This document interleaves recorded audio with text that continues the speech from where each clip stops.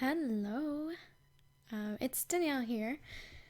For some reason, throughout the class, Rachel kept saying I should do a podcast, and somebody else said I should do it too. So I thought for my final reflection, I would do podcast style.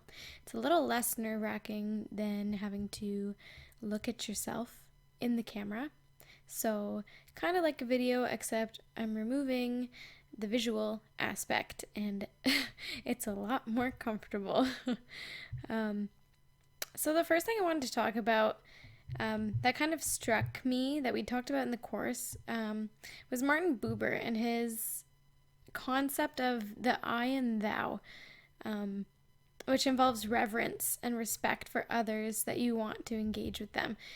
And that was kind of the first thing that got me thinking.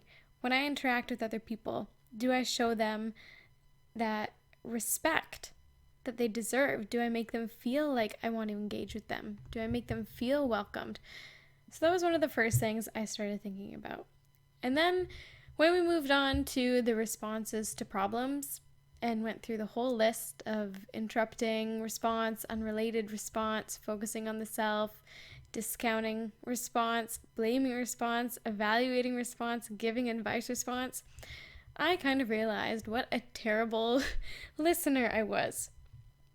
I do think sometimes the giving advice response is necessary when it's asked for.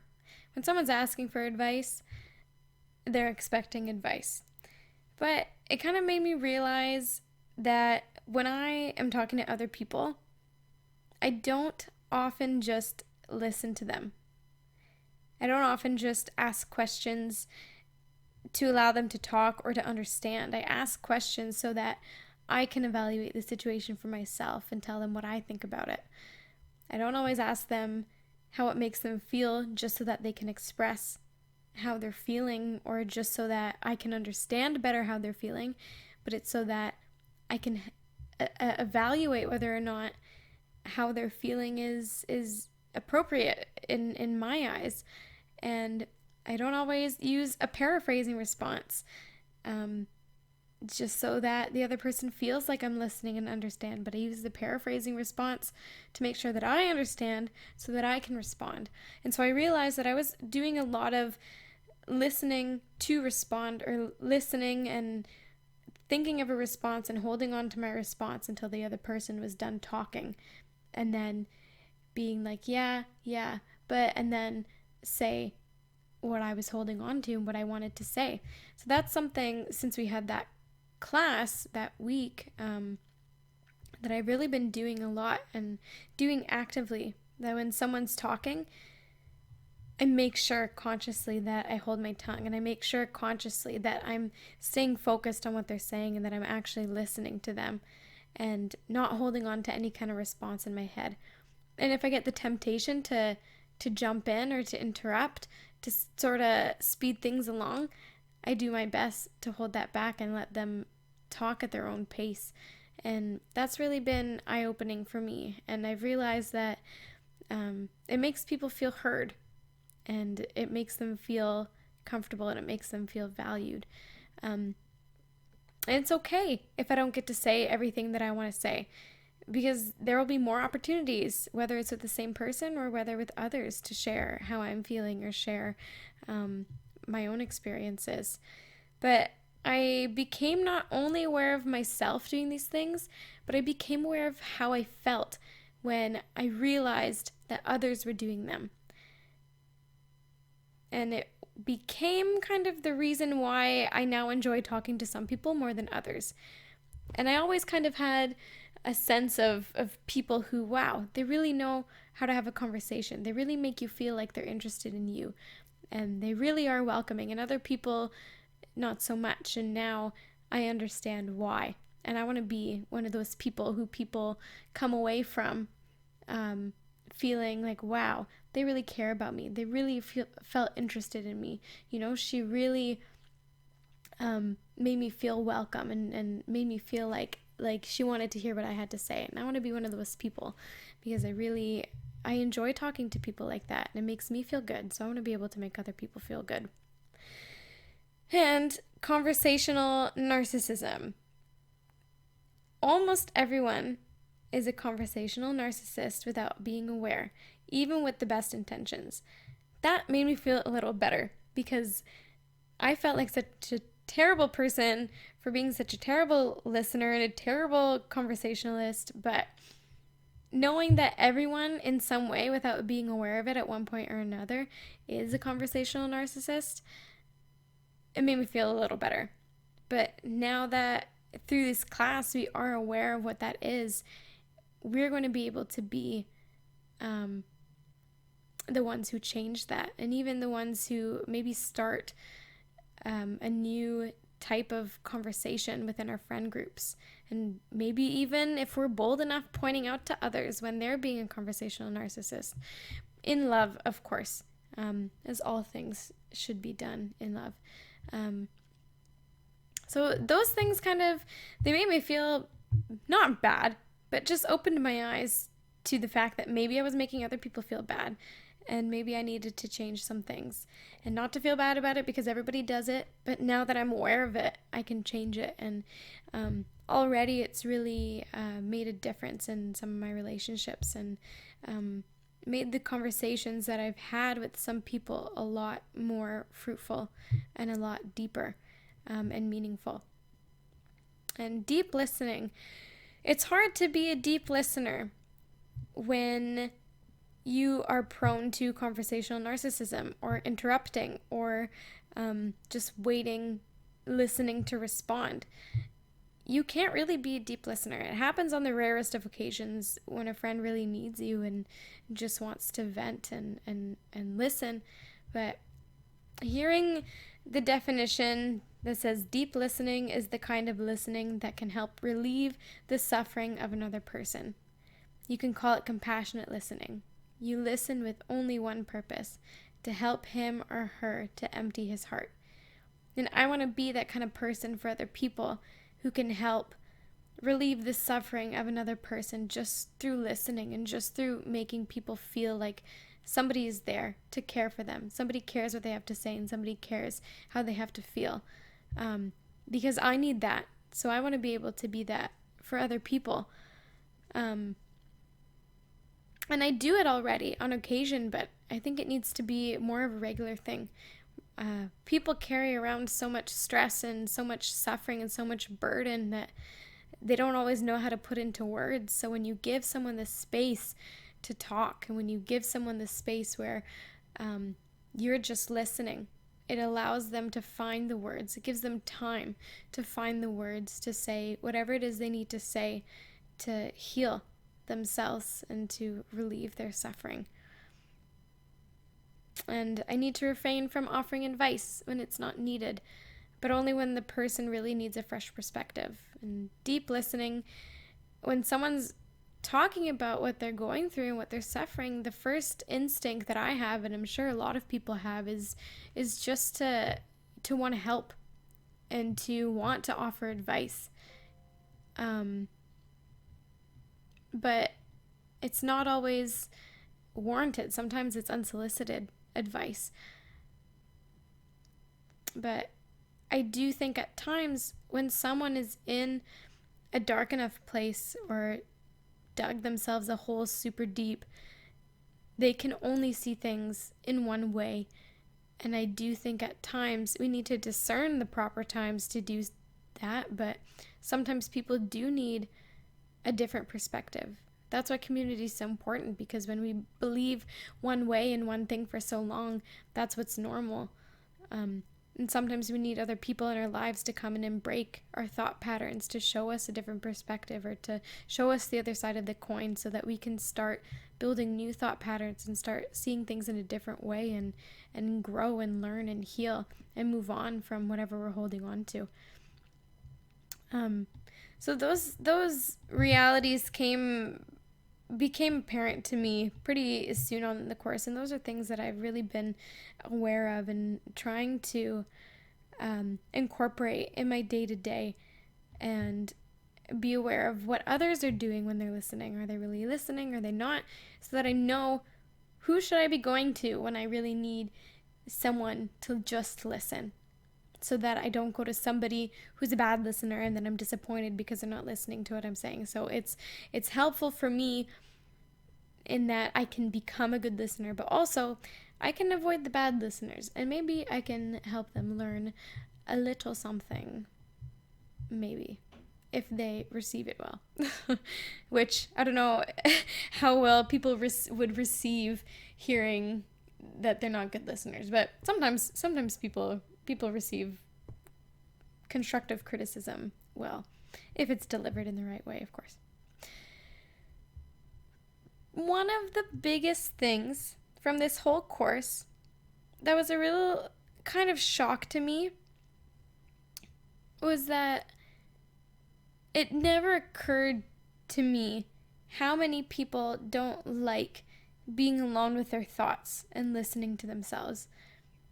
And it was shocking because for me, I did talk about it in class, like being alone with my thoughts and being contemplative and having times of self-reflection throughout my day allows me to do a checkup on my mental health, a checkup on my physical and my emotional health.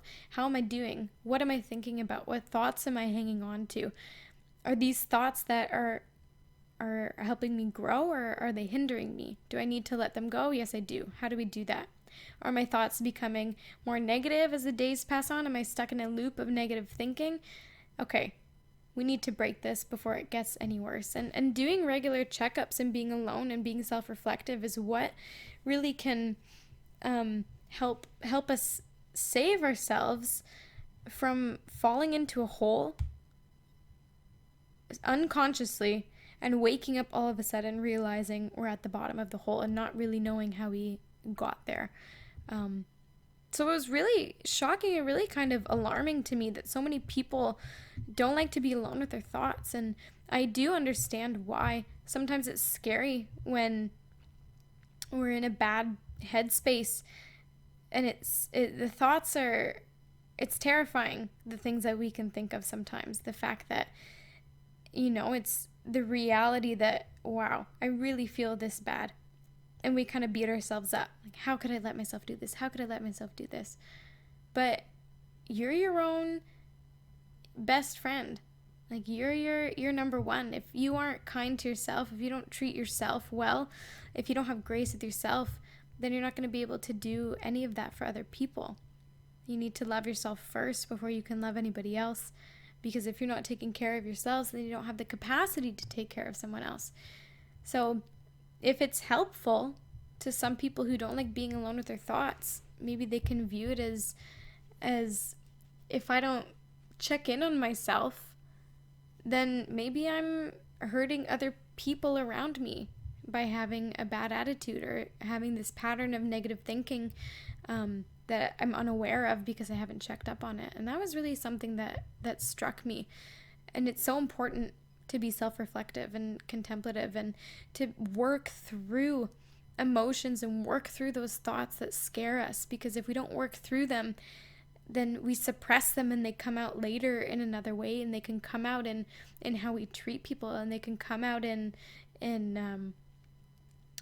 mood swings, and they can come out in anything really, and that's not something that anybody wants. So why be afraid of your own thoughts? They're your own thoughts.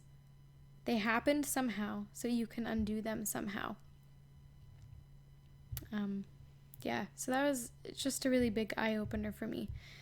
And the other thing, I think maybe this is one of the things I'm most proud of in this season of my life. And that was, it might sound silly, but it was the mousetrap activity when we went away on the retreat. And when I went in that room, I didn't know what to expect. And Aaron was being very cryptic. So obviously he's intentionally trying to build up the anticipation. And I never set a mousetrap before. So I was like, okay, I want to do this. So he showed us exactly how, and he kept saying, it won't hurt you. if you hold it this way. It won't hurt you if you do it this way. So I did it exactly how he did it because he didn't get hurt. And for some reason, I decided to trust this man who I have never met before. But if he was doing it, okay. He said I won't get hurt if I hold it here. Makes sense to me. I did it. Set the mouse trap. When it came time to find a partner and walk through the circle, I was like, no way. So Alex went first, and I led her through the middle of the circle, and our group got through the fastest. So she was like the first one across the circle, and like it was super easy. And the whole time, there's so many people. We were supposed to stay on the outside of the circle, okay? There are some people who were in the circle with their partner, like holding on to their shoulder. And like that partner with the blindfold was moving so slowly because they were so tense because the person directing them was so tense. So I knew from the beginning, if I direct Alex confidently and straightforward, then she'll be confident and she'll walk straight and won't be afraid. So my directions to her were walk straight, walk straight, walk straight. Okay, stop. Turn a little bit. Okay, good. Walk straight. Go, go, go. Okay, stop. Super confident. None of this little like, okay, be careful. Because if I was apprehensive, she's blindfolded. She's going to be apprehensive. If I'm apprehensive and I can see everything going on around me, then she's going to be apprehensive. So once she got through, I had then decided that I wanted to do it. So she was really nice. We waited a while until like some people were through the circle before I went, and I got through just as fast as she did. And I was really proud of myself for doing that because when I first got there, I was like, no, I'm not doing this at all. I'm not doing this. But then just something inside me was just like I knew I had to. I didn't want to be. Sometimes I think I label myself as being safe and not a risk taker. And that's something that I've been trying to change. Not being. My phone's ringing. So I like never answer the phone, and I always say, if it's important enough, they'll leave a message. And half the time they don't leave a message, but they do call back 3 times and then still don't leave a message. So if you ever call me and I don't answer, leave a message. And because then I know it is important. So anyways, I really felt like that was something I had to do. And I'm trying to be more of a risk taker. Not being like a willy-nilly risk taker, like jump off a bridge kind of person, but just step out of my comfort zone a little bit and not being slave to my fears, because I definitely do battle with anxiety, and with anxiety comes it's fear. That's exactly what anxiety is. It's fear. So I wanted to step outside of my comfort zone and show myself that fear does not rule me, and fear has no hold on me, and fear is just the worst possible outcome. And if Aaron was doing it without getting hurt, and he asked Vanessa to lead him through the circle, someone who he didn't even know, and he ended up stepping on a mousetrap, and he was totally fine and totally chill. So I was like, why can't I do this? So I did it. And if I just did it exactly as he did it, and exactly as he instructed, I knew I wouldn't get hurt. And being a woman of faith and struggling with anxiety is really hard, because I know in my head that everything's okay. I know in my heart that everything's okay, but my head is spinning out of control. But I just have to remember, like, if I just trust God, everything's gonna turn out okay. And I'm so thankful that that's a truth, that I know that God loves me and I'm his daughter, and if I do exactly as he instructs. He's not going to lead me astray. It was the last thing that he would want to do is hurt me. So for me, it was kind of symbolic. Not at the time, but looking back on it. For my life, not being slave to my fears and doing exactly as Jesus instructs, doing, looking to him to guide me and going exactly where he's calling me. And I know that he works everything out for the good. And I was just fine getting through that circle. And even at the end, when he's like, pick up the mousetrap and then throw it in the air and it'll pop, like at that point, I was like not scared of anything. I was ready to take on the world. I was like, yeah, I will pick up this mousetrap. Yeah, I will stand in a circle with like the 10 people who were left who wanted to do this and like put my fingers in somebody else's hands and everything was okay. And that's one of the best memories I have. And out like my whole university career. I don't think anything next semester is going to happen that's going to be like, it's going to top this. So I have low expectations for next semester. But not because I think it's going to be bad, but just because like this one was so good. That's probably something I'm going to carry with me for a long time. And I look back on that a lot. And I was able to overcome fear then, so I can overcome fear, every day, anytime. Because fear isn't facts. Fear is fear. Listening to your fears is never a good thing. Listening to your gut, maybe. But listening to your fears gives them authority over you and like sometimes we do listen to our fears, but you have to take that moment of faith where you step out and do whatever's scaring you anyways, and then you see that it wasn't so bad.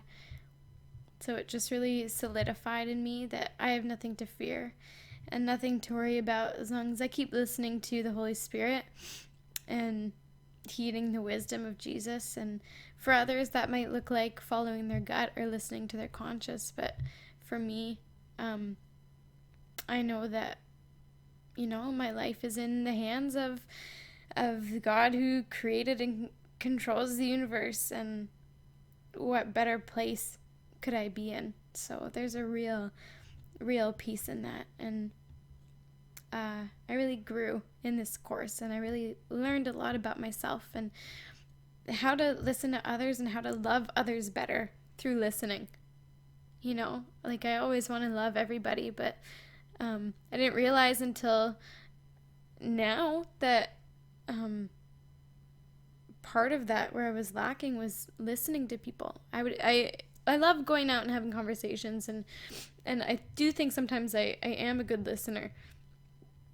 I know that I am, but in the regular day-to-day conversations, like I needed some work, and it's kind of just like a chiropractor adjustment, and so that I can listen to people, not just when we go out for coffee and sit down and I'm prepared to listen, but even just, the not as deep conversations, but still listen because there's always meaning to them. And it helps you grow in connection with other people. And listening to myself is something I will never stop doing. But listening to my fears is something that I will stop doing because I know that they don't control me. And now I'm happy to be part of the 2% that has formal listening training. At least I hope this qualifies. But I'm going to count it as listening training because I feel like I'm a pro now. Definitely not a pro, but I'm on my way there for sure. Yeah, so that's that. That is the end of my podcast.